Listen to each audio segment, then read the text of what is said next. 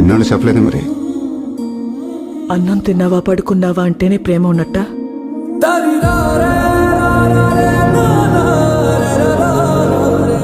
ఇంటికి వస్తే గంటేశావు.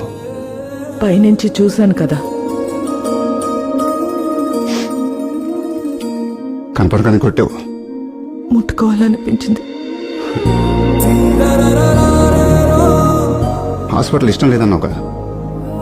దానికి ముందు ఇష్టమైన వాటిని అన్నాను కదా. దేనికి ముందు?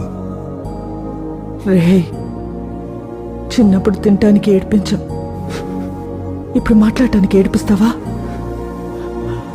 అమ్మ కొడుకును వదలాలంటే చచ్చిపోవాలరా.